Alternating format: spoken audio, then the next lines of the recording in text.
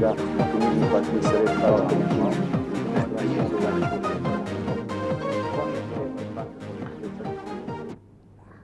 Të nderuar teleshikues televizionit Klan, mirëmbrëma. Ju flas nga studio emisionit Përjafshëm Opinion në këtë intervistë, në këtë bisedë të drejtë për drejtë me zotin Sali Berisha, kryetari i Partisë Demokratike të Shqipërisë. Zoti Berisha, mirëmbrëma dhe mirë se keni ardhur.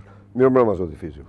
Natyrisht që biseda e sotme do të fokusohet dhe të paktën në fillim mendon të fokusohej kryesisht tek zhvillimet e brendshme shqiptare dhe ato që do të priten të ndodhin në 24 ose 48 orët e ardhshme në protestën e opozitës, si dhe në strategjinë që opozita do të përdorë tashmë në atë që e ka konsideruar si një lëvizje nanoik, por ndërkohë zhvillimet menjëhershme dhe të papritura të 48 orëve të fundit në Kosovë duket sikur e kanë shpërqendruar disi vëmendje zoti Berisha dhe shpresoj që në 2-3 pyetjet e para do të fokusohemi diçka tek ajo që ka ndodhur atje.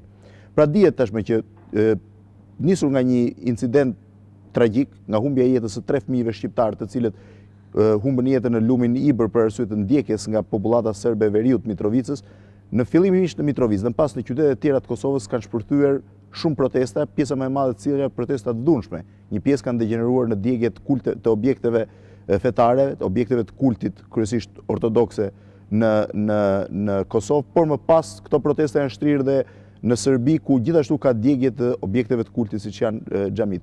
Zoti Berisha, si e përcaktoni ju situatën aktuale në Kosovë? Zhvillimet në Kosovë janë zhvillime dramatike, janë ditë zije, ditë tragjike për Kosovën, por do të thosha edhe ditë të vështira për rajonin. Në këtë rast, ç'do të thënë ditë vështira për rajonin, zoti Berisha? Sepse natyrisht vendet e rajonit janë të lidhura njëra me tjetrën. Dhe duke patur një qëllim, paqen, stabilitetin dhe integrimin, çdo destabilizim i njërit prej tyre ka reperkusione rajonale. Në rastin konkret, Shqipëria dhe shqiptarët, për arsye të njohura, janë edhe me të tronditur nga ato zhvillime. Por unë s'pari që shfrytëzoj rastin të shpreh ngushëllimet e mia familjeve të fëmijëve të mbytur dhe të gjithë familjeve të viktimave. Numri të cilëve ka rritur 32 aktualisht. Po rritet gjithnjë. Të uroj të plagosur e shërim, të bëj thirrje qytetarëve të Kosovës, në radhë të parë shqiptarëve, të ndërpresin çdo akt dhune. Protesta paqësore me protestën e dhunshme janë dy gjëra diametralisht të kundërta. Pse po ndodh kjo që po ndodh, zoti Berisha? Unë mund të them se Kosova, si vendi fundit që u bë i lirë në Europë, pa diskutim që mbart në vetvete arritje të mëdha dhe probleme të mëdha. Por nga analiza që i kam bërë nga dje djerë sot, unë nuk gjej motiv që të justifikoj këte që po ndodh këto 2 ditë në Kosovë. Është e vërtet se unë miku, autoritetet të Kosovës kanë bërë një progres të jashtëzakonshëm drejtim të vendosjes së shtetit ligjor, por është e vërtet se nuk kanë arritur pas 5 vitesh të vendosin tërësisht autoritetin në të gjithë territorin e Kosovës dhe kanë toleruar në një mënyrë ose një tjetër strukturat paralele të cilat për mendimin tim, vetë si fenomen, janë një pengesë serioze në garantimin e standardeve, në garantimin e lirive dhe drejtave të njeriut në Kosovë, mbasi duke mbajtur veriun e Mitrovicës në protektoratin e këtij pushteti paralel, ka vetëm një qëllim, të krijohet një model ku të thuhet se serbët vetëm këtu mund të jetojnë të qetë. Ka një tendencë për të përligjur ndarjen e Kosovës. Ky ka qenë gabim që i orëve të para, zoti Berisha. Dakord, po gabimi mund të korrigjohet dhe unë kam bindje se Perëndimit nuk i mungon asgjë për të korrigjuar një gabim të orëve të para. Së pari, por a justifikon kjo këtë që po ndodh? Jo. Së dyti, ka një problem madhor me procesin e reformave në Kosovë.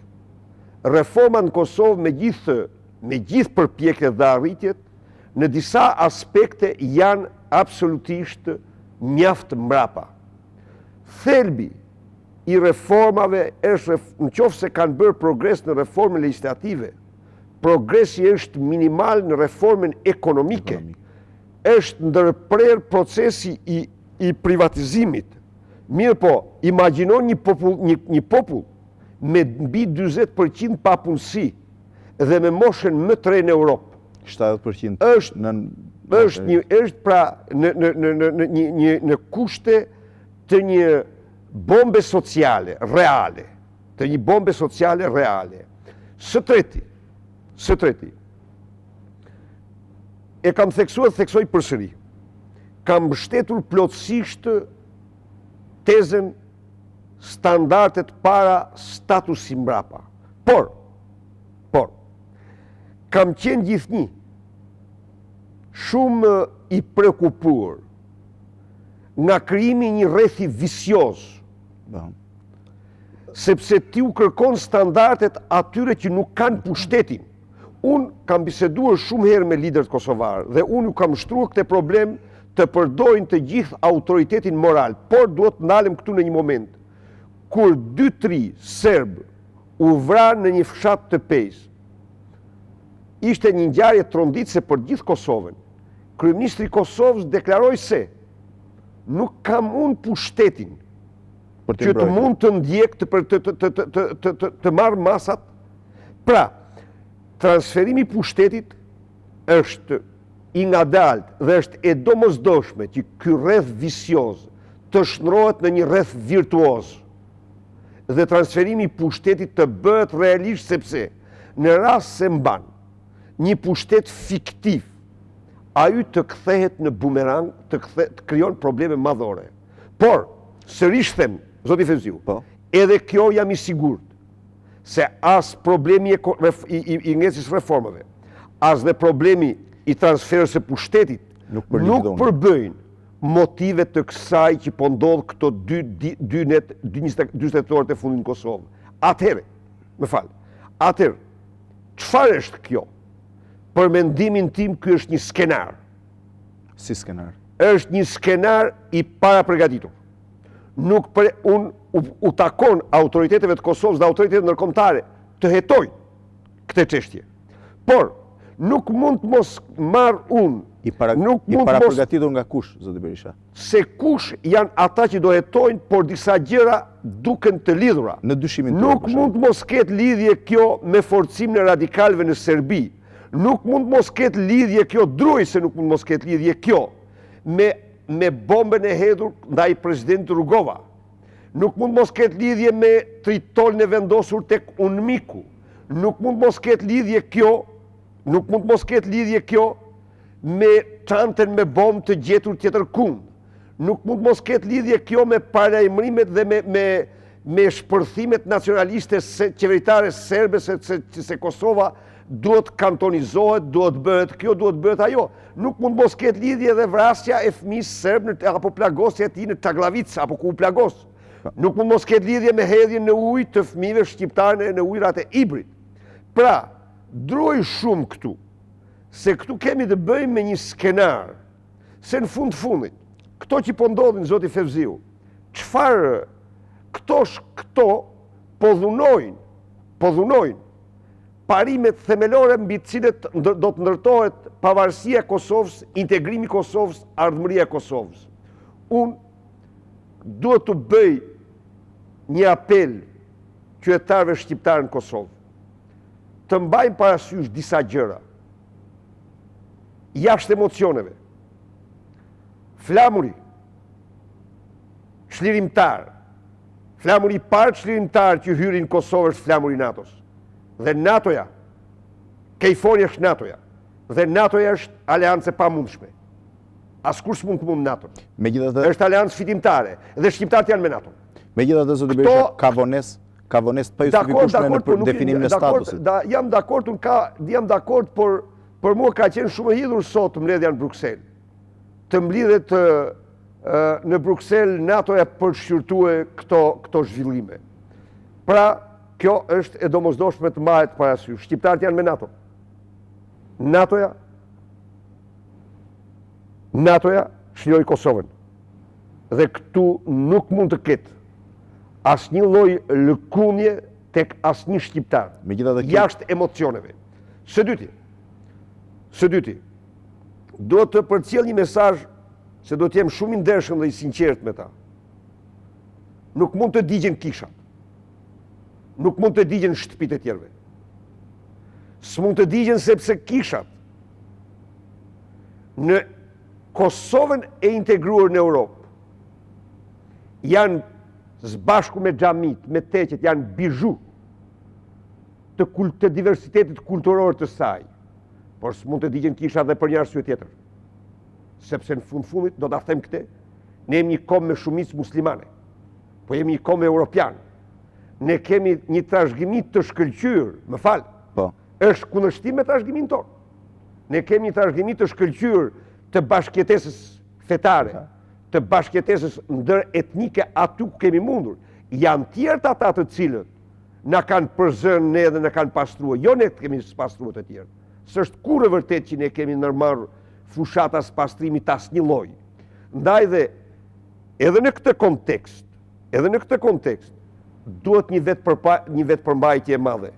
Nuk mund të shifen ato tani si simbole të ultranacionalizmit të dikurshëm.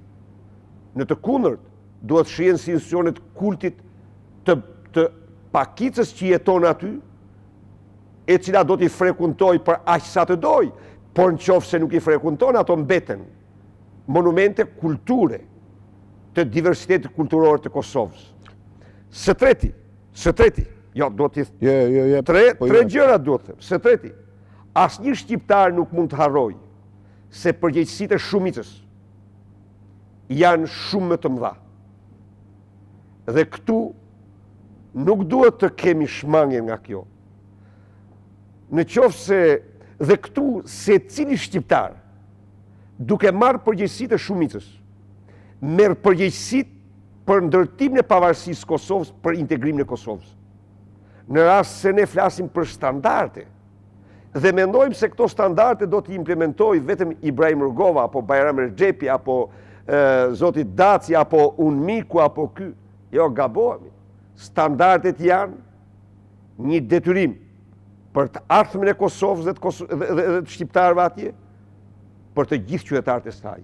Standardet pra janë një detyrim më i madh për shumicën shqiptare aty. Në këtë kontekst, edhe njerë do të bëja thirrje, të ruajnë gjak ftofsinë, të protestojnë në mënyrë paqësore.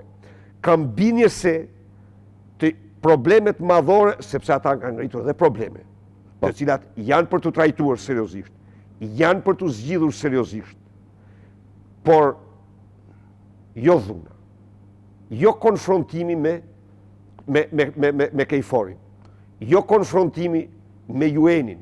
Mund të ketë patur UN-i viskozitet, mund të ketë patur plogështi, mund të ketë bërë dhe gabime, por ti ke qenë në Kosovë dhe çdo shqiptar që ka shkuar në Kosovë dhe të gjithë e dim, Kosova është e lirë ndër UN-in. UN-i nuk ka vendosur aty një diktaturë, përkundrazi. Aty janë vendosur realisht standardet liberale të lirisë. Pyetja e fundit, kjo që ka ndodhur Sali Berisha, e komplikon definimin e statusit përfundimtar të Kosovës?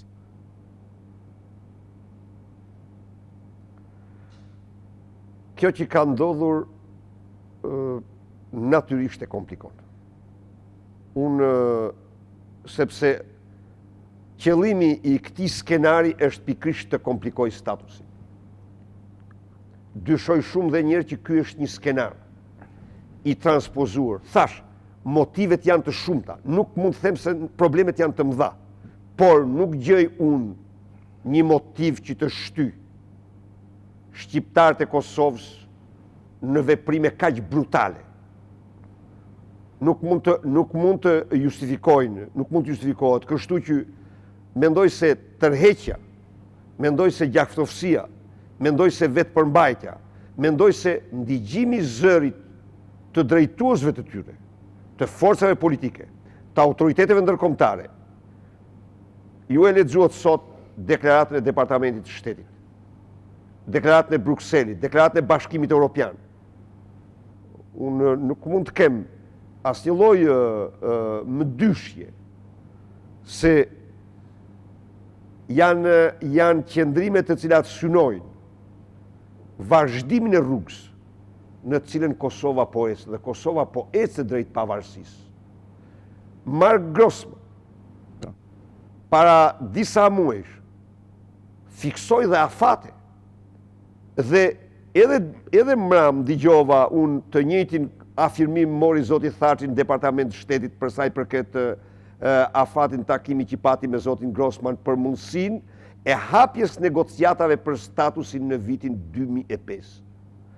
Nuk duhet që shqiptarët në Kosovë ndonë se janë të frustruar, ndonë se janë në dhimbje të madhe. Shiko, janë 2000 trupa që akoma Beogradi prit thot në negociojmë që t'ja u kthejmë. E tjerë, pra faktorët janë të shumë, por Nordi nuk do të humbur. Nordi nuk do të humbur. E rëndësishme është që të arrijë Kosova drejt qëllimeve të mëdha të saj që e meriton plotësisht.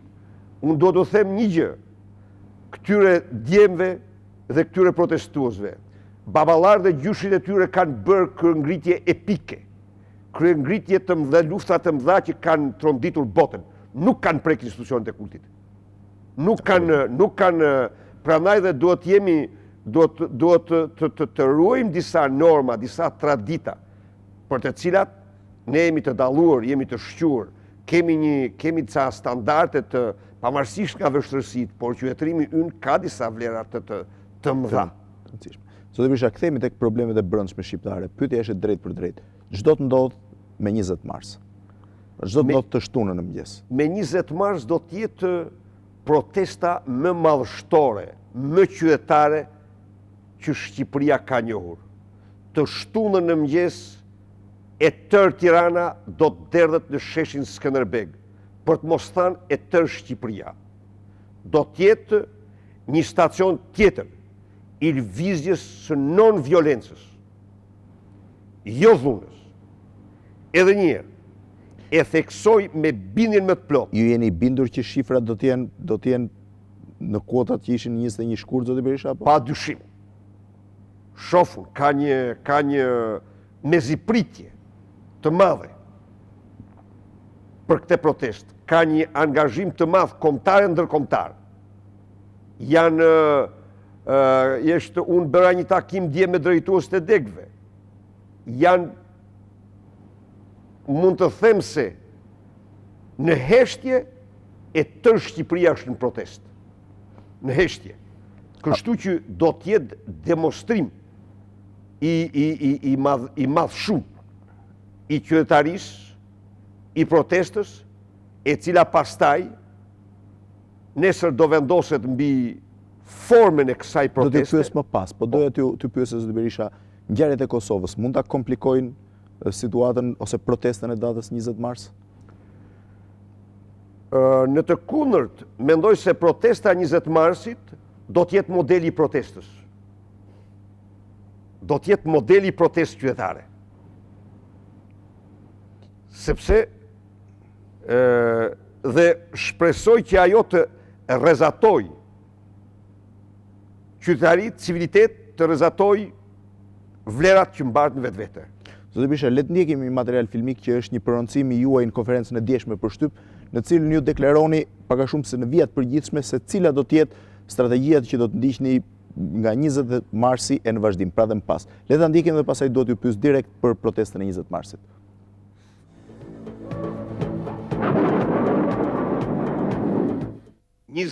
Marsi është stacioni treti madh i lëvizjes e cilat duhet të përfshi pas kësaj të gjithë Shqipërinë. Aty ku ka të varfër do ketë lëvizje. Aty ku ka të dhunuar do ketë protesta. Aty ku nuk ka energji do ketë protesta. Aty ku nuk ka drita, ku nuk ka ujë, do ketë protesta. Aty ku ka lista dyqanesh, do ketë protesta. Aty ku ka të papunë, do ketë protesta. Është bërë padurueshme situata. Prilli do t'jetë dhe muaj që do të kurorëzoj këtë lëvizje me suksesin e shumë pritur.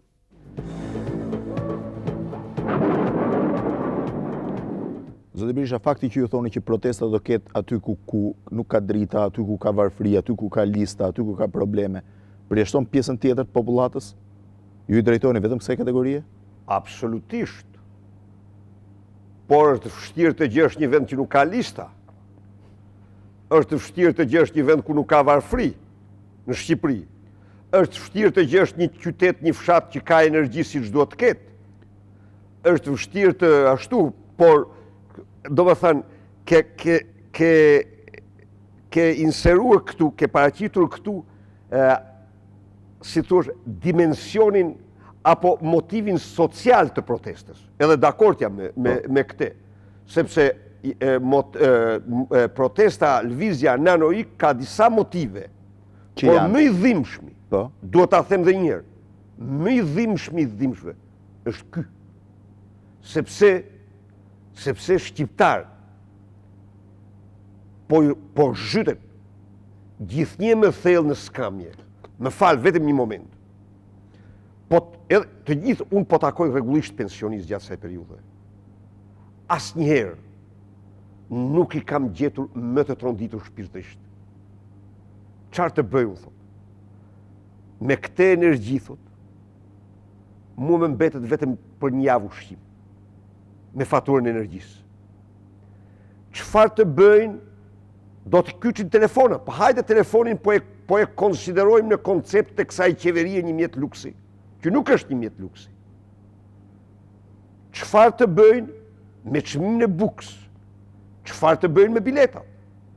Problemi është shumë thelbësor. Ka një braktisje totale të shoqërisë nga qeverisja. Megjithatë, këto janë fenomene që vinë nga kjo mazhorancë, Zoti Berisha, apo janë fenomene që të gjithë shoqërisë, domethënë pavarësisht forcës politike. Problemet e energjisë janë të padiskutueshme që prej disa vitesh. Nuk varen thjesht nga kjo mazhorancë. Problemet e varfërisë janë të trashëgueshme në Shqipëri. Problemet tilla absolutisht janë të thelluara sepse po marrim të parën, energjinë. Nëse kthehemi së bashku në vitin 1996, energjia është ndërprer vetëm me rënje thikash, rënje automatike thikash, për të ftohur sistemin, sepse i gjithë sistemi nuk mund të ndërpritej. Pra, energjia është ndërprer jo për mungesë energjie, po për përballim mbi ngarkesë. Sistemi, po. Dhe kjo ka qenë e vërteta. Dhe unë mund ta rikonfirmoj dhe një gjë tjetër këtu. Se të gjithë investitorët e huaj që unë takoja dhe ushtroja pyetjen, çfarë interesi keni që vini të investoni në Shqipëri? Një nga interesat, një nga ato faktorë të favorshëm që shprenin ishte energjia dhe çmimi i saj. Tani, po ndalim te energjia. Tani çfarë ndodh? Tani ndodh ndërprerje për orë të tëra, për 8 orë, për 13 orë, gjerë në 15-18 orë në ditë. Ato qytete që nuk paguajnë, Zoti Berisha. Urdhë? Ato qytete që nuk paguajnë. Jo, paguajnë. më fali minutë, shiko, këtu do ndalim. Shiko çfarë ndodh këtu. Së pari është e provuar jo në Shqipëri, por është e provuar në mënyrë të përsëritur në shumë vende, se ndërprerja e energjisë ul në mënyrë katastrofale fuqinë paguese të qytetarëve, sepse shkatron vendet e punës, si dashur Blendi. Është faktuar kjo në një seri vendesh. Po marr Shkodrën unë. Në vitin 1996, Shkodra e ka patur 78% pagesën e energjisë. Pjesa tjetër kanë qenë shtëpi të emigruar apo që kanë qenë, por pse? Sepse Shkodra ka patur vetëm në industrinë e këpucëve të punësuar 15.000 punëtorë. Fillon ndërprerjet dhe gjoba kolektive me ta shtuquajturin a forfe, e cila është katërciprisht e fakturë se është 2 fishi i konsumit të një familje që ka të gjitha makinerit domestike. Absolutisht. Atër shkatro vend të punës, tato me lartë me a forfe, detyron njerëzit të mos paguajnë. Krijon një rreth vicioz, sa me shumë e ndërpret, aq me shumë vende pune shkatron, aq me shumë ul aftësinë paguese. Kjo është e vërteta, kjo është e njohur, kjo është skem tipike e rënimit ekonomik të vendeve të caktura, të qyteteve të caktura. Dhe kjo ka ndodhur. Më fal të bëj një pyetje ty. Jo, do të bëj një pyetje. Sepse mirë bëhet që e përmendë këtë.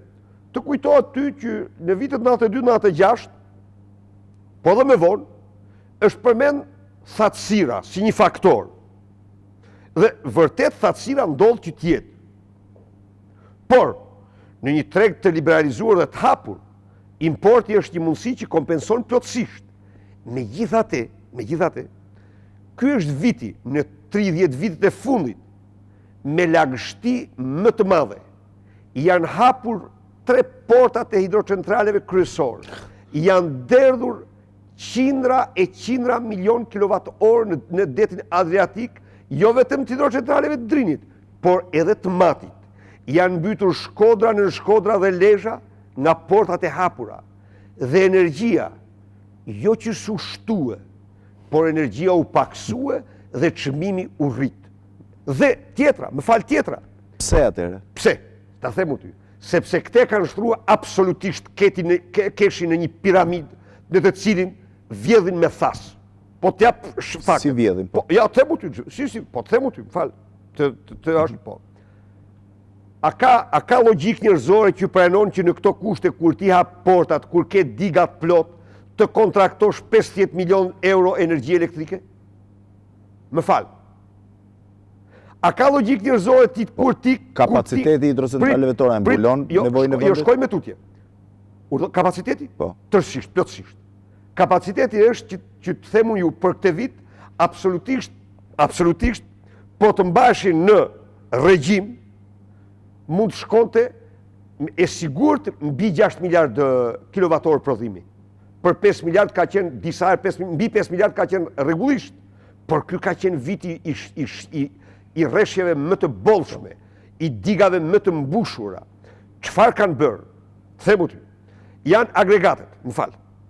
Janë agregatet të cilat janë në rimont. Punojnë me një skuadër tetor. Në vend se të punojnë të paktën me 2 skuadra, nuk po them me 3 turnate, se mund dalin ato, po na i kthen turnet e natës këtu. Po ato mund të kthehen me një rast për çdo vetëm për shkak të agregateve, ekonomia shqiptare gjobitet çdo ditë $200.000. Për shkak të mos funksionimit të agregateve të cilat këta i kanë në remont. Kjo mund t'jetë dhe paftësi, zoti Berisha, nuk është e thënë që t'jetë patjetër shpërdorim. Po. Ose vjedhje. Ky Andi Keshi është ylli Fatosnanës, o zotëri. Ky dele u thot Farudinit edhe Bardhyl Golemis merrni vesh nga elektriciteti. Po nëse është paftësi, ai shkarkohet dhe gjithën taft. Se për hir të zvërtetës, në këtë sektor nuk mund të themi që nuk kemi ekspert, nuk mund të themi që kemi specialista, do të themi gjë. Janë ekspertë të kësaj ndërmarrje që po i bëjnë energjetikën timorit lindor.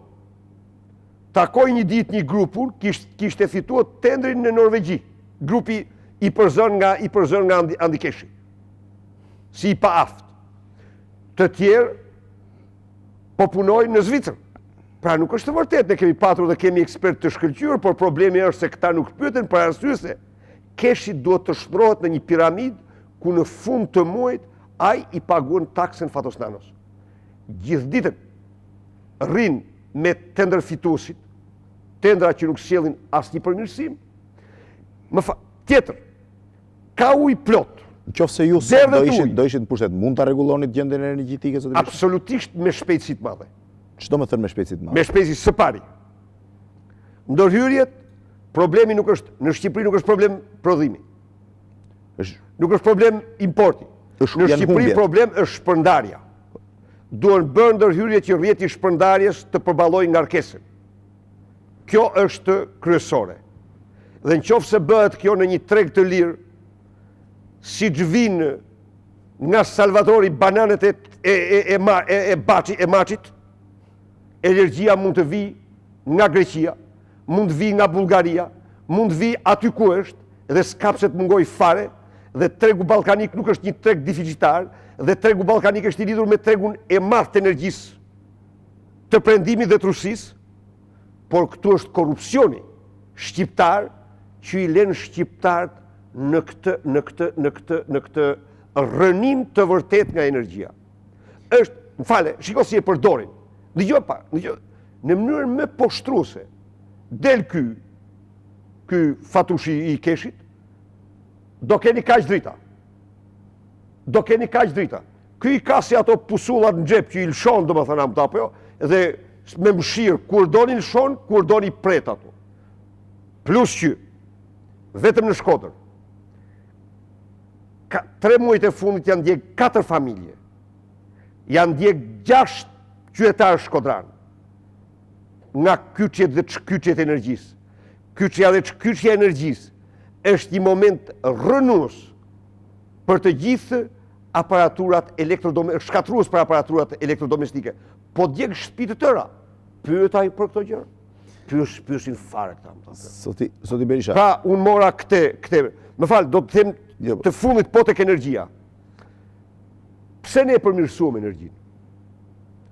Ndërhyjmë në shpërndarje 1, e dyta, ne arritëm një marrëveshje me Greqinë, me entin elektrik grek. Enti bazuar, prodhimin e ka të bazuar kryesisht në qymyre dhe gaz. Pra, në qoftë se kjo marrëveshje do funksiononte, nuk kishte nevojë të hapen portat, por vjeshin të gjithë turbinat, i jepej Greqisë, depozitohej në Greqi, dhe pastaj, në një kohë kur digat të binin, e mirje. Pse kanë prishur këte? Ja unë di, jam interesue. Edhe pala greke më ka shpjeguar. Në këtë shkëmbim, mbetet borxh. Zakonisht pala që depoziton mbetet më borxh. Dhe do të paguhet njëshka. Këta tani nuk preferojnë këte. Nuk paguajnë borxhin. Preferojnë importin e 10 qindra milion dollarëve, se aty pastaj ujku, gjën, ato që duhet. Sali Berisha, por ndërkohë, sepse ju keni kritikuar një sër, parë se të kthejmë dhe njërë të 20 mars, ju keni kritikuar një seri fenomenesh të fundit qeverisjes. Për shembull, një nga këto kritika ka qenë tentativa e qeverisë për të privatizuar disa ambiente të Pallatit të Kulturës. Por nga investigimi që ne kemi bërë, rezulton që një ndërmarrje përbashkët është krijuar në vitin 1993, kur pushteti ka qenë i Partisë Demokratike, që ka rreth 55% të Pallatit të Kulturës një firme italiane. Absolutisht vetëm në përdorim. E ka vetëm në përdorim dhe ju ftoj televizionin tuaj të kërkoj marrëveshje dhe ta nxjerrë.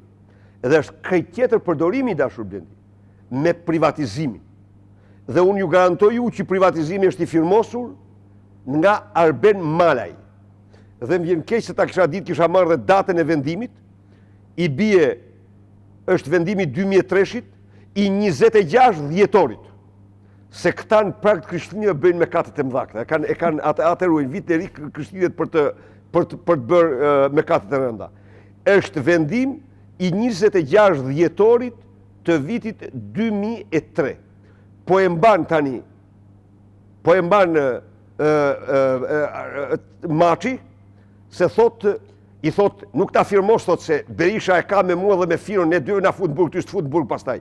Nuk është çështje Berisha fut në burg e s'fut në burg. Po si mund të privatizohen 2 katë një pallati publik, po ato 2 kate, urdhoj jepja bashkisë nëse të kanë dalë tepër. Jepja komunitetit. Jepja si mund t'ja marrësh, kulturës. është ndërmarrje përbashkët, nuk ja merr dot zotë Berisha, nuk ka afat. Si? Është një ndërmarrje përbashkët që nuk ka afat. Jo, mos se s'është ashtu. Jo, mos në gjohat ati se nuk është ashtu. Ato, këta i kanë lëviz ato që kemi firmos ne, i kanë lëviz 10 herë mrapa sipas interesave të tyre. Këta nuk respektojnë asgjë. Për ashtu. Po këta çdo ditë sjellin parlament anullime të marrëveshjeve të dikushve tonë ata, nuk se kanë fare atë problem. Pra, e kam akuzuar për aferën e Telekomit. Dale, s'kan përgjigjëruar dot asnjë fjalë. Kam paraqitur para jush marrëveshjen për Hermesin, në të cilën shpall firmen e këshilltarit financiar të Fatos Nano, se si e ka punën me këshilltarin financiar, ato i din vetë ata mirë, po Fatos Nano ka një gjë. Të gjitha kompanitë e veta i regjistron në emra të tjerë. Arrin të implikoj edhe familjarët e tij me kompanitë e tij. Kështu që e shkruan kompaninë e vet në firmë të këtij Arben Ahmetajt, dhe cila është marrëveshja i dashur Blendi? Marrëveshja është se hermes i paguën 0,5 lek për një si kohët bisedë telefonike, kurse gjitha kompanitë tjera paguajnë 4 lek. Paguën pra 8 herë më pak. Të gjitha ja merr Telekomit shqiptar. S'ka garanci që këto janë të nano, zoti Berisha, mund të jenë.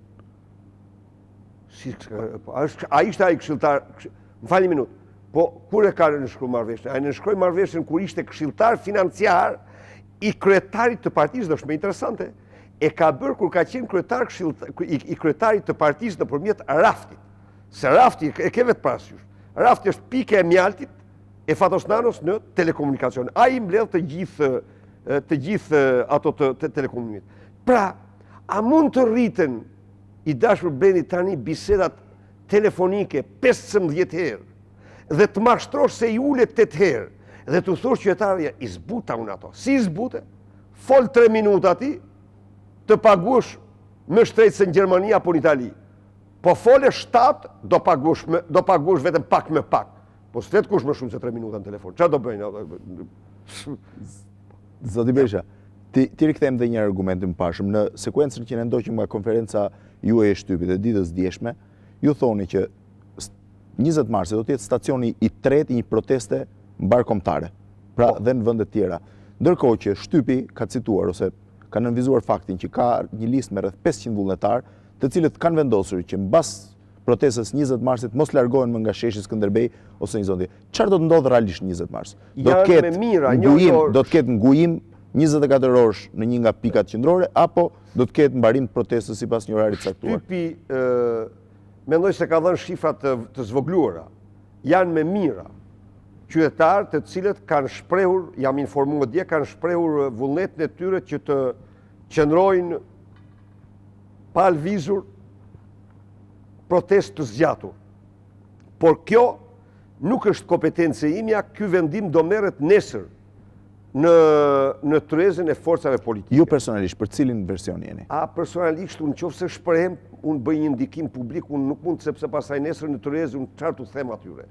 Unë do të ndigjoj dhe pastaj do të shpreh mendimin tim, se unë aty jam. Pra nesër opozita do vendos një nga dy skenarët?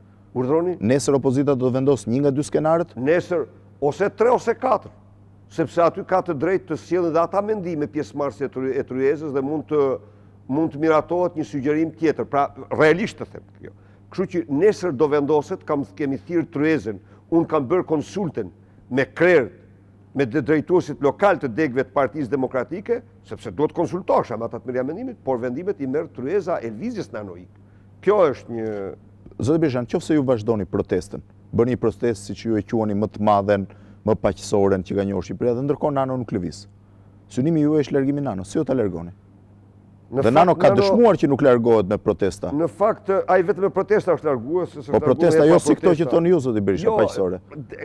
Shiko, herë tjera është larguar me ato që i ka bërë, me ato që i ka vetë, kurse kësaj herë kjo është një formë proteste e cila do të përfshi të gjithë vendit dhe ai do të mbetet, si të thuash, një njeri i izoluar në zyrën e tij me 4-5 vetë, sepse në fakt është shumë i braktisur. Megjithatë nëse ai vendos që të mos largohet. E vure re ditën e vershti. 200 bodyguard dhe 3 toska, ai tjetër që ka fshes sekretin ky Klosi, është izoluar ai. Shiko, ai po bie në izolim të thellë tani. Po përjeton një izolim të tmerrshëm.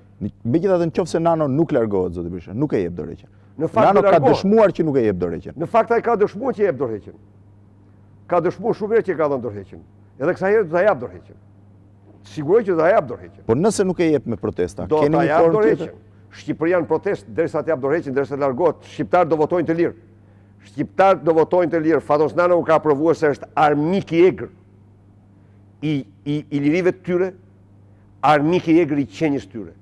Ai po i rënon ata në mënyrën më të pakonceptueshme, Blendi. Shqipëria është i vetmi vend, nuk gjen një vend tjetër në Europë, ku diferenca në paga tjetë 22 herë. Sa ka qenë diferenca në paga në 96, më thuaj ti mua? Absolutisht jo më e madhe se 5 herë.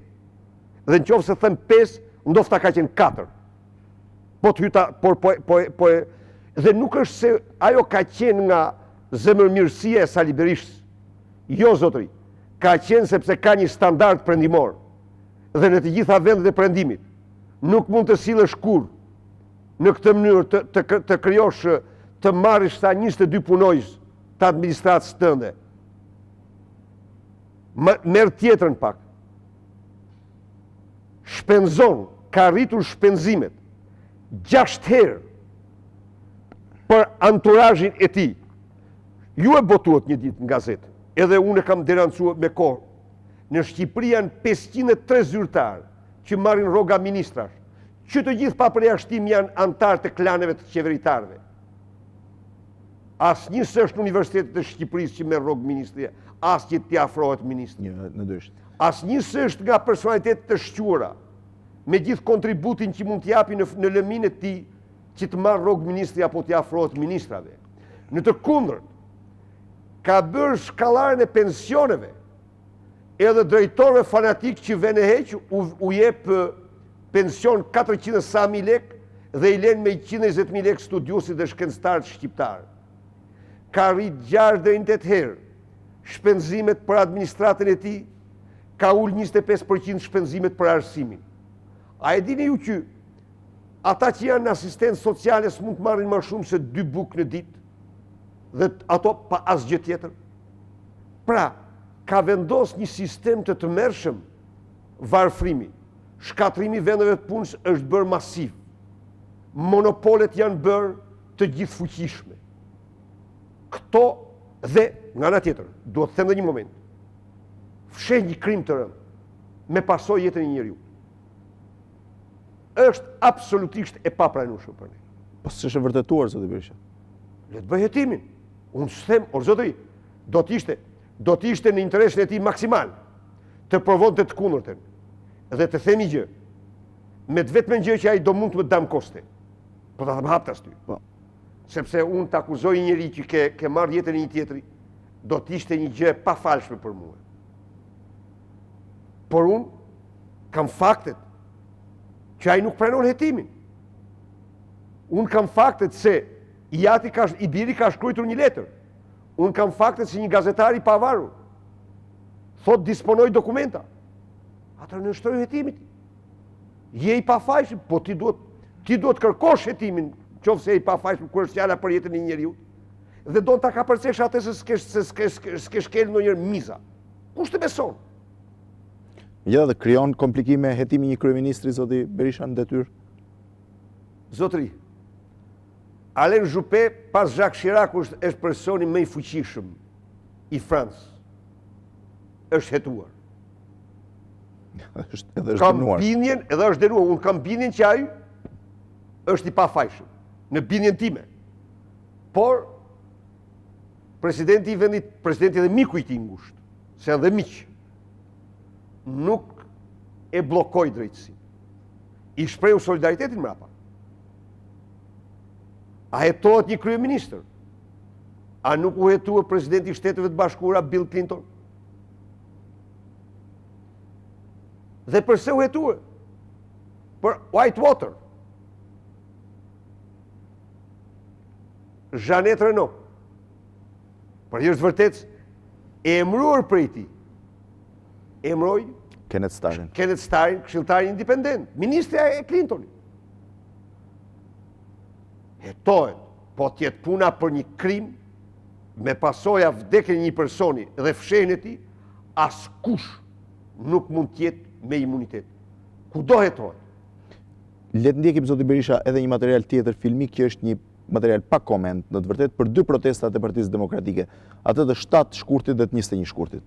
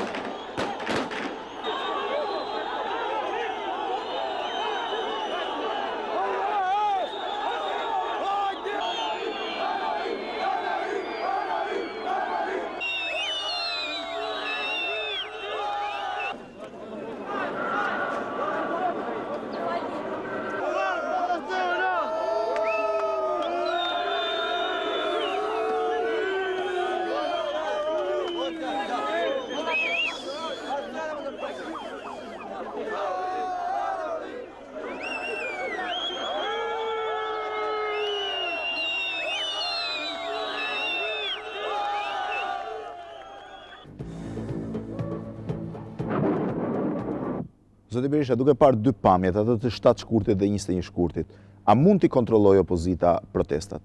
A keni frikë që protestat tilla kaq masive mund, ose segmentet caktuara mund të godasin, mund të kthehen dhe në protestat dëmshme? Dje unë kam patur një takim me të gjithë drejtuesit lokal. Dhe porosia e prerë të shmangin çdo provokator dhe çdo provokim. Edhe sot në aktivin e Tiranës. Teza ime ka qenë se ne jemi një lëvizje qytetare që nuk mund të provokohemi. Jo e pat aty. Gjithçka është e organizuar nga ministri që tani merret me diagnozat e depresionit të qejve të tij. Pa çka se ka emëruar në portën e Durrësit një mësuese frëngjishtje, komisare antidrogë. Ka meritën e vetëm që ka besimin e ministrit. Dhe në vend se të fajsoj ata që ka emëruar vetë dhe të cilët i ka ndërguar në 2 muajt e fundit mbi 220 kg ka drogë, ka kapur policia italiane dhe kjo është vetëm 10-8% asaj që kalon, akuzon policë se masmurët qenin me depresion. Po kjo është e pa konceptueshme. Ky i papërgjegjshëm kishte organizuar atë. Ky dha urdhër të qellohet. Megjithatë njerëzit u qellua kur njerëzit u ngjitën në shkallët e kryeministrisë zoti Berisha. Absolutisht i kemi identifikuar ata të cilët nxiten ngjitjen. I kemi identifikuar. Dhe ishin? Dhe ishin bashkëpunëtorë të tij.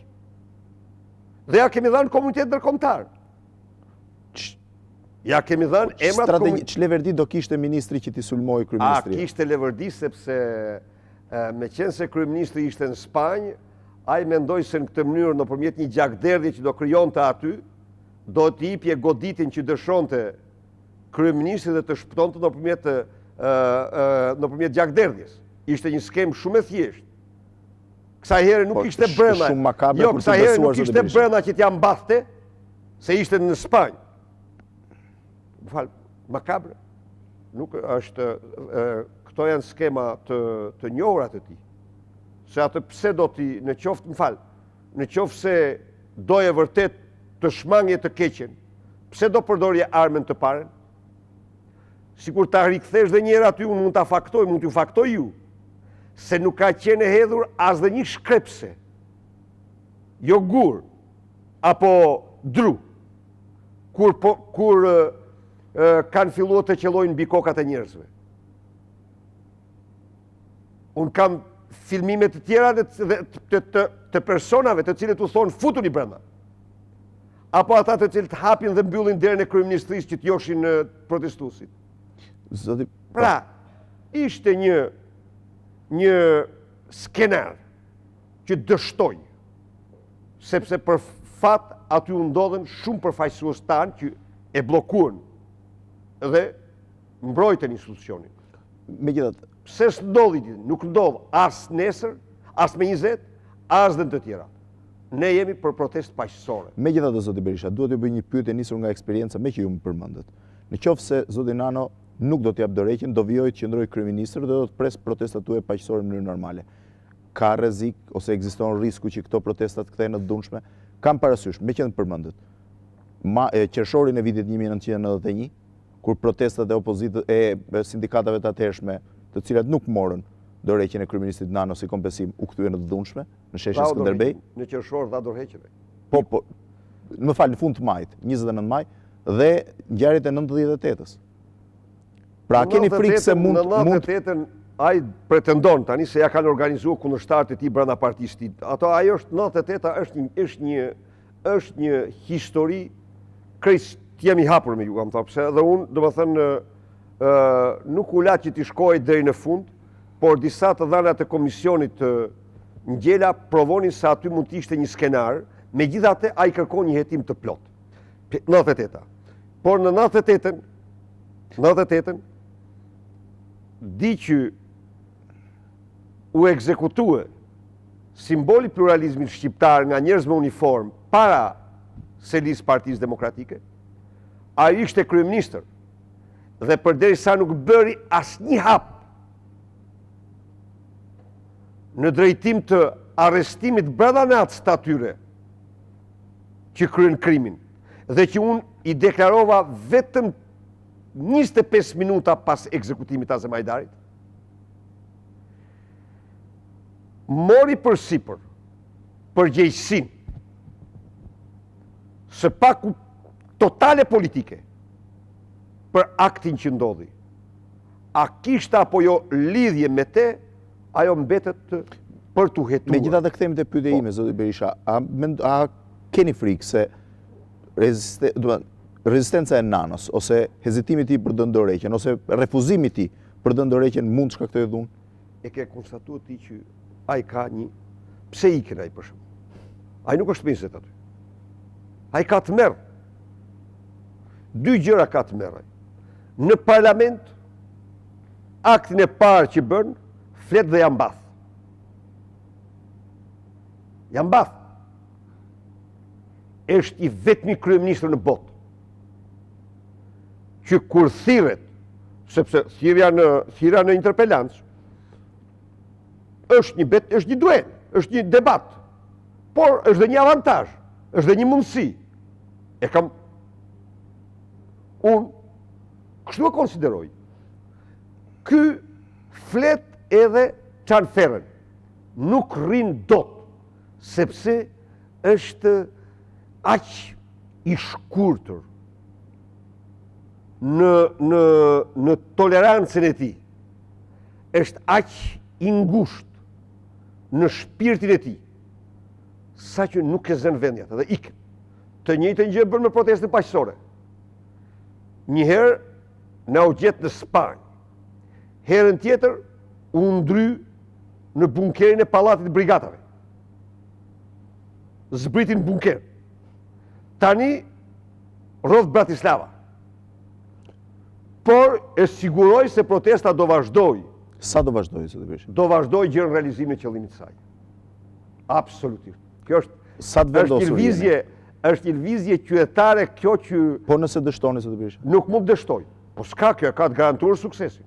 Nuk mund dështoj. A keni frikë, zoti Berisha, që protestat e vazhdueshme paqësore mund t'i mërzisin njerëzit dhe mos dalin më? Nëse më ke ndjekur, por e keni ju, unë pikërisht këte kam bërë thirrje. Unë i kam bërë thirrje durimit qytetar, fibrës qytetare.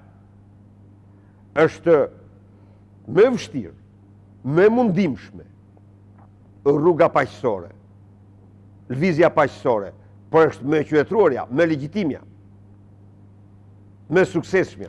Dhe unë synoj në këtë proces. Nuk lodhem unë. Nuk lodhen qytetarët. Do një dhe mund të lodhet, po të tjerë do vinë. E rëndësishme është, unë e konsideroj këtë një realisht të them, një lëvizje të madhe emancipuese. Nuk është një lëvizje kundër një qeverie kjo.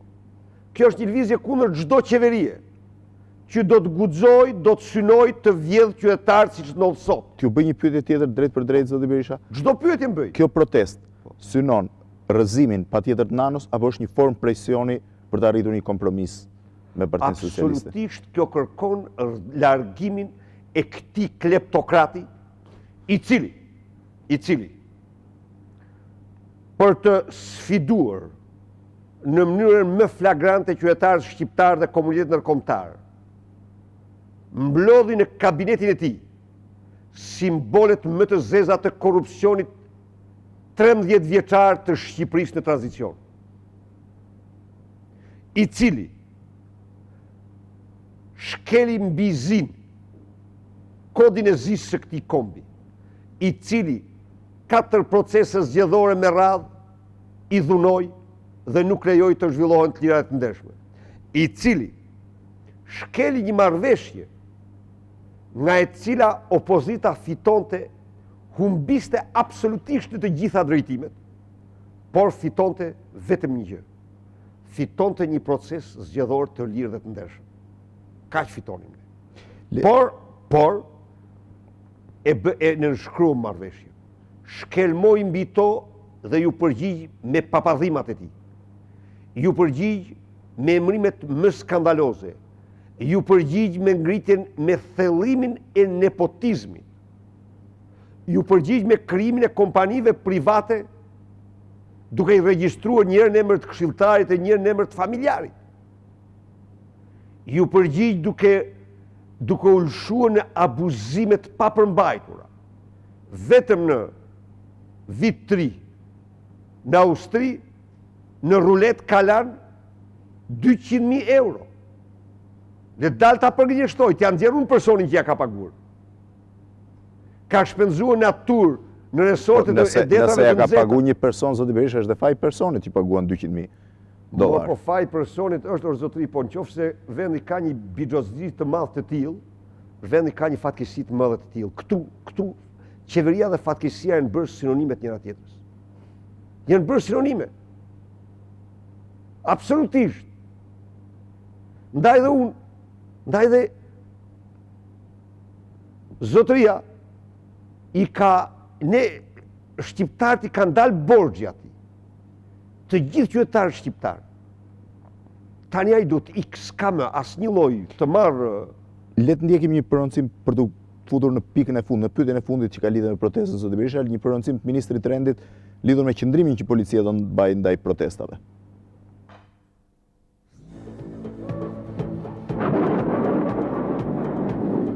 Do të aplikojmë skema të reja taktike e operacionale, si dhe mjete logjistike krejt të ndryshme nga ajo që u përdorë në shtatë shkurt, në rastës të shkeleve të ligjit dhe çdo dhune. Do të përdoret në mënyrë të përshkallëzuar arsenali i të gjitha mjeteve dhe armëve jo vdekjeprurse, por neutralizuese në mënyra dhe intensitetin siç i përdorin policitë europiane dhe mjete mbrojtëse si këto policie. Edhe modeli gjeorgjan e ripërsërisë për shqiptarët është thjesht një histori e ndodhur në një kontekst krejt të ndryshëm gjeopolitik. Dhe Saliu nuk është dhe nuk mund të bëhet salikazhvil. Vetëm lufta politike në institucione dhe vota rrëzojnë e ngrejnë një qeveri.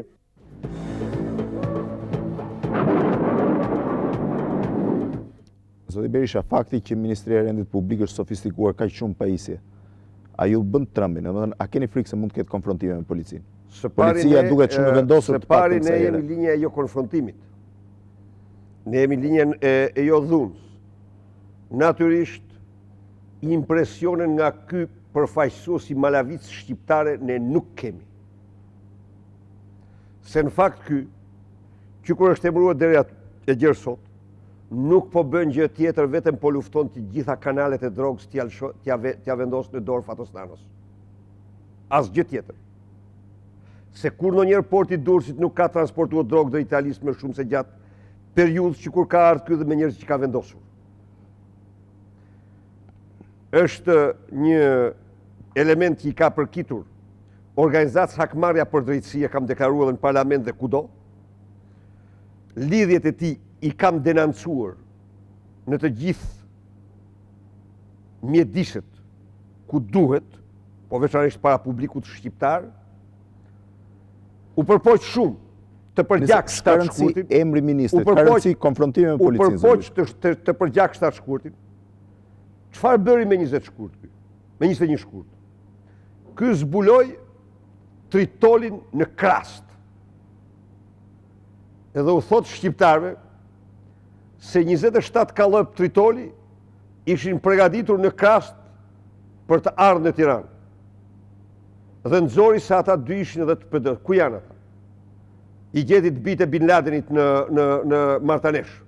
Kjo është një i papërgjegjshëm, njëri i cili për hir të vërtetës, që kur është themeluar ai digaster gjerësot, nga 92 gjerësot, ka një koeficient intelektual të denjë për atë që ka vendosur. Zoti Berisha, s'ka rëndësi ministri, ka rëndësi konfrontime me policinë. Keni frikë nga konfrontime me policinë? Absolutisht, ne jemi totalisht kundër konfrontimit, por në qoftë se ai provokon dhe konfrontot, krijon konfrontimin, jeti sigur që pasoja do të jenë katastrofale për te. Sepse ne jemi kundër çdo konfrontimi. Si do jenë katastrofale? Pastaj shiko.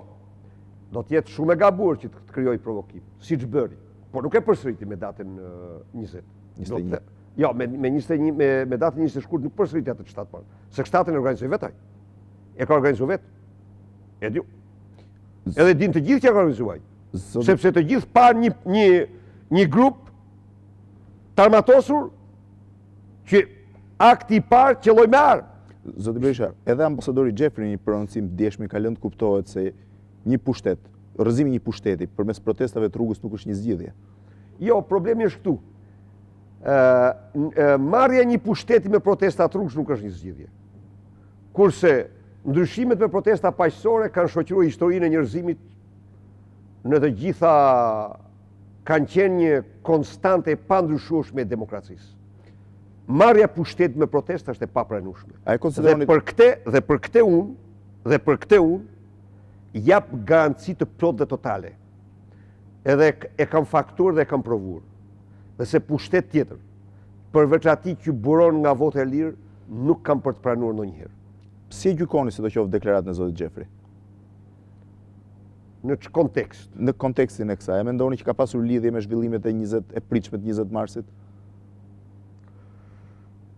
Unë e kam takuar sot ambasadorin dhe diskutimi ka qenë ky, domethënë, në të cilin kam shprehur pikpamjet ose kam siguruar se nuk ka asnjë tentativë dhe nuk do mund të ketë për të marrë pushtetin, nuk pranojmë të marrim pushtetin me dhunë,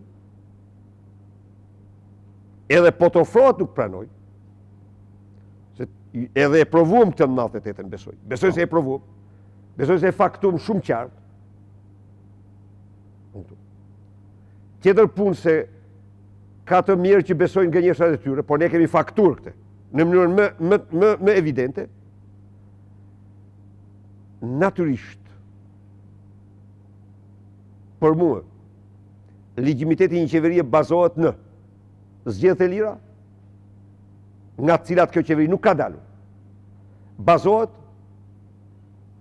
në transparencën dhe asgjë nuk rënon me shumë legitimitetin pas dhunimit votës se sa korrupsioni. Nuk jam unë që them sot se këta qeveritarë janë të korruptuar. Në studim ndërkombëtar janë 77% e shqiptarëve që thonë janë të korruptuar. Nuk jam unë. Janë ata vetë që i nxjerrin fatos nanos me 10 afera korruptive. Merë shiko njëherë akuzat që i ka bërë, akuzat konkrete të Anastas Angjelit ndaj tij. Për afera konkrete, sepse ata ja dinë më mirë njëri tjetrit. Po, marrë rastin tjetër, po, të aksidentit shkallënurit, janë të gjitha këto që legjitimojnë tërësisht dhe totalisht lëvizjen paqësore nanoik. Atëherë le të ndjekim një spot shkurtër publicitar të kompanisë Vodafone, që është dhe sponsor i zyrtar i emisionit Opinion, dhe rikthehemi për pjesën e fundit të emisionit që ka lidhje me raportet midis opozitës dhe mazhorancës. Pra le të ndjekim spotin e shkurtër publicitar, rikthehemi përsëri në transmetim të drejtë për drejtë. Jemi rikthyer përsëri në transmetim të drejtë për drejtë në këtë intervistë me zotin Sali Berisha, kryetar i Partisë Demokratike, një intervistë e cila është fokusuar kryesisht te zhvillimet e pritshme të 48 orëve të ardhshme dhe mitingut paralajmëruar të opozitës për datën 20 mars. Zoti Berisha, kam një pyetje që lidhet tashmë me raportet që ju keni krijuar me mazhorancën. Menjëherë mbas protestave të 21 shkurtit, kryeministri i vendit dhe kryetari i Partisë Socialiste pas një mbledhje të kryesisë partisë ofroi një paketë pikash ose një paketë për një marrëveshje, një projekt marrëveshje, nëse mund ta quaj kështu, për disa nga pikat më të nxehta të raporteve mes mazhorancës dhe opozitës, të cilat mund zgjidheshin me bisedime. Pse refuzuat të paketë?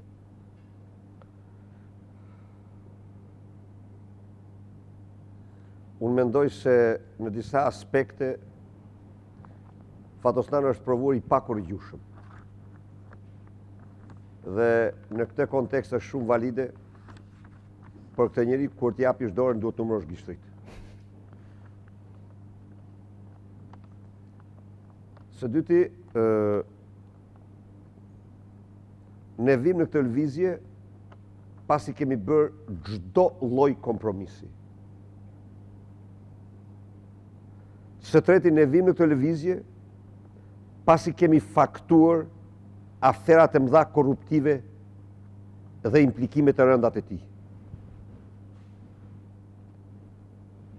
Pra, me këtë nuk përjashtohet nga dialogu as mazhoranca, as Fatosnano, po jo Fatosnano kryeministër. Se është tjetër Fatosnano kryeministër, për në parti... Ma shpjegoni pak më... Jo, për në parti nuk mund të ndërhyjnë, megjithëse ai kongres të themi gjë unë. Ai kongres është ngjarja më e zezë në historinë e pluralizmit shqiptar. Kongresi i Partisë Socialiste. Por, megjithatë, unë nuk mund të them se nuk do të ulem apo nuk do të bisedoj me përfaqësues të kësaj partie. Unë këtë nuk e përjashtoj. Por Nano ik, pastaj se mbetet kryetar partia apo jo është politik. Megjithatë, zoti Berisha, nëse Nano nuk arrin, domethënë ta frenoj vrullin e opozitës, por nga ana tjetër nuk jep dot dorëheqjen, dhe opozita nuk mund ta argëzojë dot. A mund të ketë një zgjidhje kompromisi? Në fund ju vetë, cili do ishte kompromisi juaj? Nano ik është e pa negociueshme. Të tjerat pastaj negociohen mbrapa. Pra rrëzimi dorëheqja e Nanos pra largimi i tij nga qeveria është absolutisht dhe krijimi i një qeverie e cila t'jap garanci për gjitha palët për zgjedhje të tjera të ndeshme. Qeveria e Partisë Socialiste apo nuk them e Partisë Socialiste, e mirëfill Partisë Socialiste jo. Për këtë jo një. Por një qeveri e cila të ketë një përbërje që garanton ku nuk përjashtoj fare Partinë Socialiste nga roli i saj, por që garanton zgjedhje të lira të ndershme, kjo është jetike, kjo është e domosdoshme. Dhe kjo është qeveri teknike, zoti Berisha. Kjo është një qeveri që zgjidh krizën, zoti. Faktori themelor i krizës është dhunimi i zgjedhjeve. Në qoftë se qeveria rikthen zgjedhjet, i bën shërbimin më të madh. Këtë mund ta bëjë dhe zoti Nano. Kanë sjell ligjin kush? Dhe zoti Nano mund t'ju ofrojë në këtë drejtim. Të besosh se Fatosnano mund të bëjë zgjedhje të tjera, do të thotë është një lloj si të besosh se do të gjesh eskimez në shkretir. E pa besueshme. I ka dhënë të gjitha provat. 1 herë, 2 herë, 3 herë, 4 herë. Nuk ka, ai ka një koncept. Ai është primitiv në këtë koncept. Ai sot në Europë është pa ekuivalent. Është një lloj Lukashenko i Ballkanit për sa i përket qëndrimit të zgjedhjeve. Nuk mund të them gjitha aspektet tjera se në aspektet tjera është Lazarenko, është i korruptur, është kleptokrat. Nuk ka ju preshtoni çdo marrëveshje me zotin Nano, zoti Berisha? Nano kryeministër pasi diskutim. Po nëse zoti Nano do në një situatë komplikuar do tentojë ta çojë vendin zgjedhjet parakoshme? As do mundet. Ai është kryetari i Partisë Socialiste, mund ta bëjë. As do mundet. Jo, si ka ndorë gjërat. Lëvizja nanoike është faktori më i fuqishëm sot në Shqipëri. Është faktor që s'mund të ndërsohet. Megjithatë, Partia Demokratike është e përgatitur për zgjedhje? Partia Demokratike Partia Demokratike vetë është e përgatitur. Problemi është se nuk është kjo, Partia Demokratike nuk mund të gjykojë vetëm nga vetja e saj këtë problem. Zgjedhjet duhet të jenë një proces në të cilin duhet të marrin pjesëlirshëm edhe të ndjejnë si proces të lirë të gjitha forcat politike.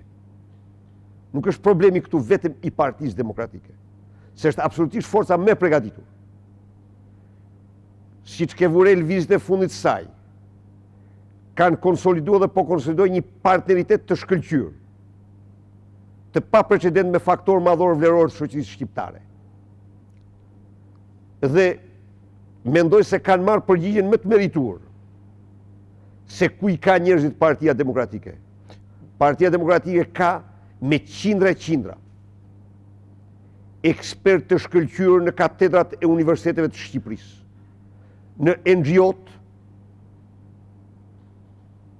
dhe në sistemin e shoqërisë civile, në biznes dhe kudo.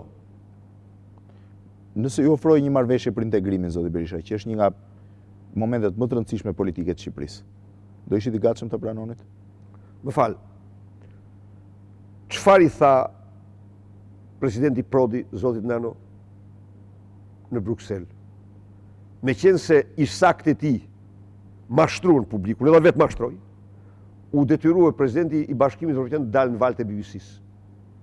Dhe t'i thot se integrimin me Bashkimin Evropian kalon nëpërmjet zgjedhjeve të lira, që si ke bërë. Kalon nëpërmjet respektimit parlamentit, ke bllokuar komisionet kushtetuese parlamentare. Kalon nëpërmjet luftës korrupsionit, ke ndruar në 2 vjet 5 shefa doganësh, vetëm se njërin ta hoqen. Ajo zonja që erdhi mrapa ra viktim sepse i dha Nikol Lesit faturat e helikopterëve pa dogan. Ka vendos tani krye mobilierin e Shqipërisë në krye të doganave, në kundërshtim flagrant me ligjin e me kodin e doganave. Që nuk lejon, nuk lejon, ka një nen kodi. Nuk lejon që doganjeri të ketë konflikt interes me doganet. S'ka konflikt interes, zoti Berisha. Ashtu, nëse bësh vetë, nëse importon mobiljet edhe jenë kryet dogan, si s'pas ka konflikt interes, s'ka konflikt më të madh interes, po s'ka sepse kështu është. Jo, me sa di unë ka bërë një deklaratë publike drejtori i doganave që ka mbyllur biznesin e tij privat. Kur kaloi nga tatimet në doganë, po mirë. Megjithatë, rikthehem dhe tek 3 pyetjet që kanë lidhje, tash dua një përgjigje të shkurtër. Ka denoncuar ish kryeministri Meta një tentativë të qeverisë ose një marrëveshje të qeverisë e cila ka shkuar në parlament, për aprovim dhe në parlament, për ndërtimin e një treni elektrik, u tha fillimisht, por me sa duket nuk është elektrik, është thjesht një tren dizel me sinjalizime elektrike, në linjën Tiranë, Durrës, Rinas e Kthim. Një projekt për rreth 85-86 milion dollarësh. Cili është qëndrimi juaj në këtë drejtim? Po, së pari ne mbështesim plotësisht modernizimin e rrugëve tona, modernizimin e infrastrukturës sonë, konsiderojmë General Electric si një nga kompanitë më prestigjioze të botës. Këtu nuk ka ndonjë ndryshim midis nesh dhe qeverisë. Po. Por problemi është në këtë marrëveshje janë shkelmuar të gjitha ligjet dhe rregullat e prokurimit dhe të tregut. Ç'ndodh? Kompania bën fizibilitetin dhe thot e gjeta fizibël. Mirë. Po kjo kompani që ka bërë fizibilitetin do të bëj dhe ndërtimin. Dhe ndërtimin do ta bëj me një kredi që nuk e merr vetë, po me një kredi të fortë tregtare, të cilën e merr shteti shqiptar. E garanton shteti shqiptar, po. Dhe kjo kredi, atëherë në këto kushte, së pari njëherë, në qoftë se fizibiliteti kësaj kompanie i ka dalë në rregull, ne jemi plotësisht dakord që ta marrë me koncesion kjo kompani. Së dyti, në qoftë se shtrohet problemi për të marrë Shqipëria një kredi 100 milion nga 150 milion që lejon fondi monetar ndërkombëtar në 3 vjet, bazuar në marrëveshjen me fondin, kaq të lejonaj. Në 3 vjet Shqipëria mund të marrë gjithsej 150 milion. Pra në qoftë se këto 100 milion, ikin brenda një viti. 2/3 ikin për këtë hekurudh, edhe këtu duhet pasë ç'përparësi është kjo. Së treti, në rast se Shqipëria e merr këtë kredi, Shqipëria është e detyruar të hap tendër ndërkombëtar. Se mund dalë një kompani tjetër e cila mund thotë këtë projekt unë e zbatoj me $60 milion. Mund dalë një kompani tjetër që thotë me 120 ose një tjetër me 50. Pra janë shkelur të gjitha këto rregulla. Për këto arsye, Fondi Monetar Ndërkombëtar, muaj më parë ka kërkuar që ne të shprehim qëndrimin ton, natyrisht jo aprovues. Po. Dhe ne në komisionet parlamentare, qoftë ekonomist, qoftë ligjor, kemi mbajtur atë qëndrim që kemi menduar se është interesi publik i vendit. E pa pranueshme dhe pa konceptueshme të sillet tenderi në parlament. Çfarë bëri? Solli tender e firmosur me kompanin që nuk solli kredin, solli tenderin. Po pse sill tenderin në parlament? Parlamenti çfarë është? Institucion tenderash është? Agjenci prokurimi është parlamenti? Ja pra që këtu. Dhe tani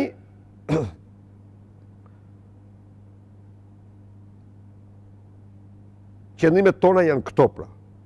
Si në Komisionin e Ligjeve, ashtu dhe në Komisionin Ekonomik, por e vërteta është që kryetari i Komisionit Ekonomik ka deklaruar se ai ja ka kthyer qeverisë. Megjithse aty Komisioni i Ligjeve ka kthyer mbrapsht gjithashtu. Komisioni i Ligjeve po, por edhe Komisioni Ekonomik. Komisioni Ekonomik nuk e kthei prapa, por zoti Ylli Bufi i deklaroi zotit Bode se me kundërshtitë e bërë aty e ktheva edhe një herë. Zoti Berisha, ka dhe 2 probleme tjera për cilat duhet t'ju pyes para se të mbyll. Ka një protestë vazhdueshme të ish-përndjekurve për kompensimin e tyre. Një protestë e cila me sa duket, sipas paralajmërimeve të organizatorëve të protestave, do të përfundojë me greva urie në të gjitha qytetet e vendit. A e shihni të mundshëm kompensimin e ish-përndjekurve? Natë masja ta kërkojnë? Absolutisht po.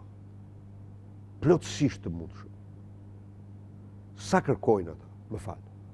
Ata kërkojnë një shumë rreth 250 milion. Milion dollar, po.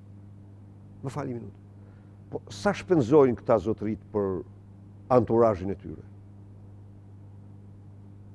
Sa janë abuzimet me taksa i dashur Blendi? A janë 600 milion euro në vit sipas Fondit Monetar Ndërkombëtar? Po. Sa janë shpenzimet e administratës, kosto e administratës publike? 204 miliard në vit. Gjithsejt 35 miliard kanë qenë investimet. Në qoftë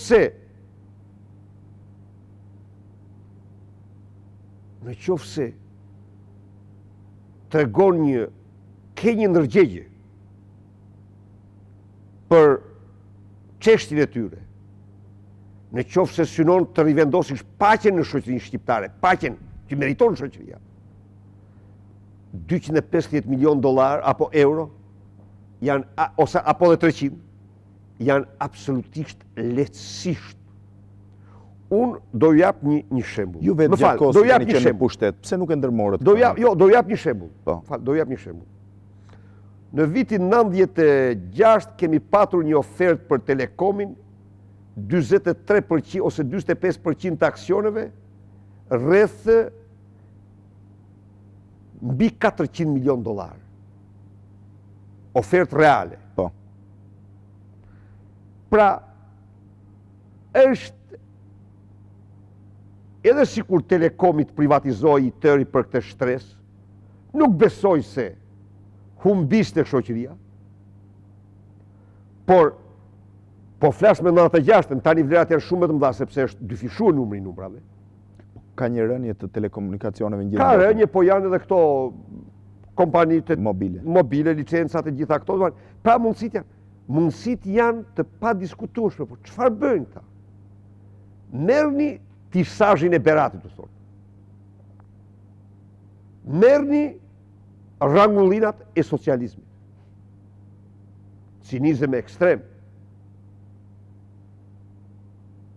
Sa u mblodhen, më falë, po marrë një gjë, Blendi. Caktuam një taks për rrugën e Kuksit. E caktuam. Po. Majk, ose... U mblodhen $100 milion me takse. Diçka më pak, me sa duket. Mund t'jenë diçka më pak, nuk them, po prafërsisht, mund t'jenë mbledhur diçka më pak. U mblodhen ama. Ku shkuan ato? Më thuaj ku shkuan? Absolutisht të gjitha i përpiu abuziviteti dhe babëzia e administratës. Nuk ekzistojnë. Jo të themu nuk ekzistojnë. Pra, në qoftë se ke vullnet dhe dëshirë, i thua shoqërisë shqiptare, të dashur qytetarë, ne këta i kemi një detyrim ndaj tyre. Sepse e para njerë kanë përfaqësuar ndërgjegjen e kombit të sakrifikuar për vlera në burgje. Së dyti, kanë shkri energjitë e tyre në kënetat dhe minjerat e Shqipërisë. E tjere me radhë. Le të paguajmë një taks për 3 vjetë. 1%.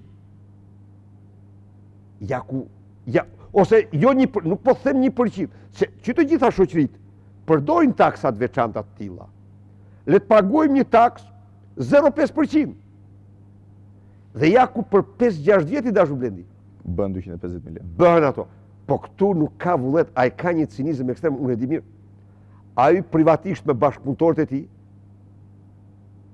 sillet me cinizmin, me shpirt kazmin më të madh ndaj tyre. Absolutisht me atë sens klasor me cilë është mbrojtur në vit të rinisë tij. Zoti Berisha, po për problemin e pronave. Ka një ligj për kompensimin ose kthimin e pronave aty ku janë të lira. Pse Partia Demokratike është kundër? Sepse ligjin e përmbysi qeveria. Që do të thotë? Sepse ndryshoi rregullat e vlerës tregut. 1. Sepse mori përsipër të drejtoi vetë agjensinë, gjej Farudinin. Ti vendosi Farudin. Edhe ato prona ishin i dashur Blendi. Dhe çfarë bëri Farudini me ato prona? Prona ishin ato.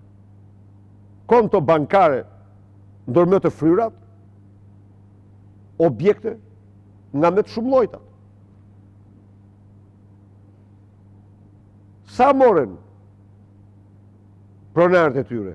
Sa morën investitorët, më thuaj mua? 5 deri në 7% mos gaboj. Asgjë s'kan marrë. Janë shpallë pas ato nuk kanë marrë. Atëherë, t'ja lash qeverisë do të thotë të vendosh një arap të zi, sërish mbi agjensinë e kthimit të pronave dhe ta denigrosh këtë proces shumë të rëndësishëm për shoqërinë shqiptare. Së treti, mbajnë ligjin e tatimit jashtëzakonshëm. Tërësisht klasist dhe klasor. Pra këta nuk duhen të bëjnë kompensimin. Atëre, le të ndjekim dhe një material tjetër filmik, zoti Berisha, që ka të bëjë me përplasjen tuaj më të fundit në parlament ditën e hënë, dhe kam një pyetje që është një nga 2 pyetjet e fundit.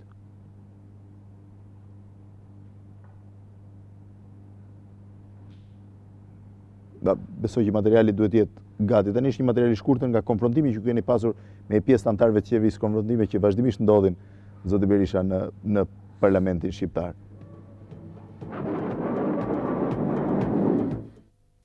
Se ti, me vjedhjen, babzin tënde, me monopolet tua private, me monopolet private të dukve, malajvitave, magjve dhe tu, me lidhjet tua me krimin, me dhunimin e votës së lirë, me blokimin e parlamentit, je shkaku, pengesa kryesore e integrimit të Shqipërisë në Bashkimin Evropian.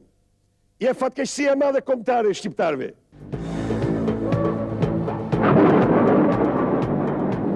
Zoti Berisha, a besoni që shpeshherë gjuhja ju është shumë e ashpër në parlament ndaj kundërshtarëve tuaj? Pyetja është e drejtë. por ka një motiv. Që është? Motivi më themelor është se vendi im po zhytet në mbretërinë e frikës së terrorit. Po. Ai shef ti dhe një sekuencë, por nuk dhe kërcënimet që ata bën aty. Nuk dhe dukën e krimit, se si u ngrit dhe si turfullonte. Nuk dhe maçin, se çfarë fliste. Mirë po, unë nuk mund të pranoj, dhe sepse unë njoh frika është faktori më shkatrimtar në psikologjinë e një njeriu dhe të një shoqërie. Që do të thotë? Që do të thotë në qoftë se atyre nuk i denonçon, ai ngrihej maçi. Ngrihej ndaj meje, natyrisht nuk më impresiononte. Edhe me keq do t'ja bëj në këtë kontekst. Por mos harro se i ka dërguar, çfarë i thot doganjeri? Sokol Alia, se si quaj bodyguardit në bisedën e zbardhur nga shërbimi informativ. I thot, ata të zhdukin, shkon në Turqi. Jo, i thot. Nuk shkoj atje. Pse, i thot bodyguardi i NSA? Sepse të zhdukin e ta, thot. Të çojëri të vras atje. Problemi është shumë serioz. Këtu në Shqipëri njerëzit nuk kanë frikë nga shërbimi informativ. Them atë që është. Nuk kanë frikë nga prokuroria ta zë. Këtu frikë të mërshme është nga bandat e këtyre, edhe veçarisht këtyre klasikëve të korrupsionit. Ta të gjithë janë me banda. A e din ti që njëri prej tyre aty, dhe shumë shpejt do të bëhet përgjegjës, ka kërcënuar në mënyrën më të pakonceptueshme një nga autoritetet më kryesore të zbatimit të ligjit në Shqipëri. Cili dhe kë? Jam në një proces me këtë çështje. Do ta bëj publike pa asnjë diskutim dhe më vjen keq që nuk e them dot këtu. Por absolutisht po. E ka kërcënuar me likuidim, me çdo gjë, me fizikisht dhe në një tryezë për fajin e vetëm se një i afërt i tij ishte implikuar në një trafik të madh. Është reale kjo, është shumë reale. Vetë kryeministri bën presion të jashtëzakonshëm. Kërcënon si ordiner. Merr në telefon Nikol Lesin, merr në telefon gazetarë të tjerë. Karamelo. Merr në telefon Karamelo. Merr në telefon, pra, sistemi i kërcënimeve. Mirë po, sado që mund të më thuash se, por e vërteta është që njerëzit nuk është se nuk ndikohen nga kërcënimet. Ndaj dhe unë jam i detyruar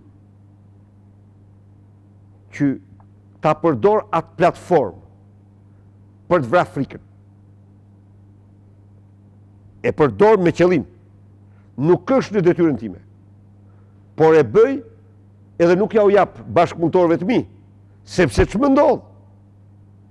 Del deputeti im dhe i përmend njëri emrin, i vllai i tij vrasës i dërgon në celular, do t'i ikin koka. Absolutisht reale këto. Atëherë, aty futesh në një strofu të balozëve të krimit. Se ata që kërcënojnë janë ekzekutor. Këta janë ideator. Këta janë balozët e tyre, këta janë baronët e tyre. Dhe pyetja e fundit, zoti Berisha, nëse tryeza e nesërme e partive merr përsipër që protesta e opozitës të ngulet në një nga sheshet e Tiranës apo para kryeministrisë për të vazhduar 24 orë, ju vetë do qëndroni? Unë do respektoj vendimin e tryezës. Unë do të respektoj vendimin e tryezës. Natyrisht, unë nuk i ftoj të tjerët në aksiomën e famshme para ju mbrapa vjunë. Jo, unë zbashku me ta. Faleminderit, zoti Nuk ka Berisha. diskutim. Ju falenderoj që ishit sot i ftuar në studion e televizionit Klan. Shpresoj që me zhvillimet e mëtejshme politike do kemi përsëri rast të rishihemi në emisionin Opinion. Edhe unë ju falenderoj për këtë mundësi që më krijuat edhe unë përshëndes të gjithë ata që na kanë ndjekur sonte. Të nderuar teleshikues, keni ndjekur këtë intervistë drejt për drejt me zotin Sali Berisha, kryetari i Partisë Demokratike, një intervistë e cila synonte të fliste për zhvillimet e pritshme, kryesisht ato datës 20 mars, kur është një proteste e paralajmëruar e opozitës shqiptare. Gjithsesi, do rishihemi përsëri të njëjtën e ardhshme në orën 20:30 në emisionin Opinion. Natën e mirë dhe mirupafshim.